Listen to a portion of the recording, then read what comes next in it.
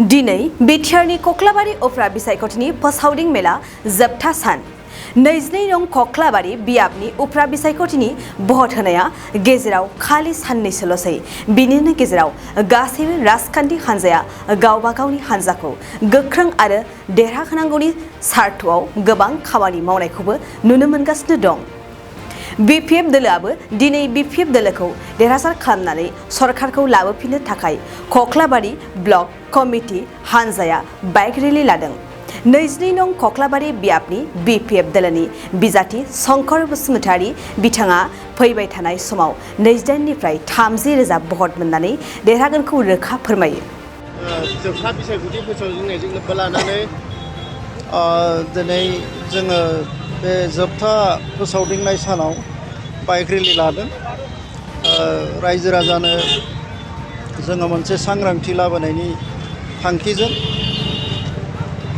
गासै 300सो बाइक 600सा मानसि जोंनि मावथिफोर रेलि खालामदों आरोखि दिनै। आङो 100% आसा खालामदों रायजोआ जोंखौ मदद होगोन, जों देरहासार जागोन। गासै जोङो 28 निफ्राय 30,000 भट लानानै देरहासार जागोन होननानै दा नैबे समाव रायजो राजाखौ मा खालामनो सानो? बे समाव आङो रायजो राजाखौ खावलायनो सानो नोंथांमोना इउपिपिएलनि दैदेनगिरिफोरनि जा फाव फान्दायनाय फोलानाय रावफोर बेफोरखौ फोथायालासिनो जाहाथे बिपिएफ दोलोनो जौगानायनि सार्थआव गोदानै बिटिसिआव मोजां गभर्नमेन्ट दानायनि सार्थआव जाहाथे बिपिएफ दोलोनो भट होयो, बिपिएफ दोलोखौ मदद खालामो, बेखौनो आङो खावलायबाय। नोंथाङा सरकारि साख्रि नागिरदोंना? नोंथांनि थाखाय मोनसे गोजोनथाव खौरां। नोंथांनि थाखाय दं एडुकेट पइन्ट, जेराव नोंथाङा सोलोंथाइ लानायनि गेजेरजों सरकारि साख्रिनि गुबुन गुबुन रोखोमनि गोब्राब आनजादफोरखौ उथ्रिसारनो हागोन आरो गावनि आथिङाव गसंथानो हागोन।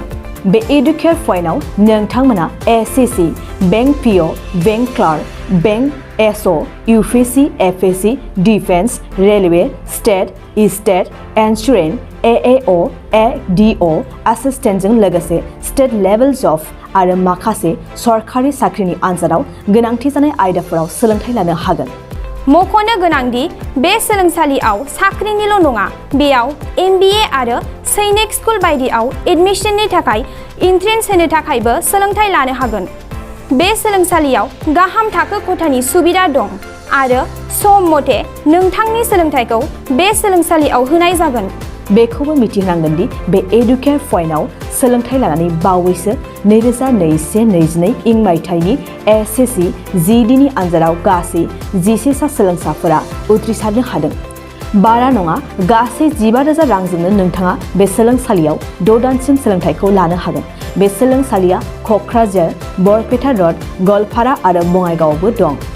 क'क्राझाराव सोलोंथाइ लानो गोसो गुदुं जानाय सुबुंफोरा 70020261333 9101536360 70020261333 9101536360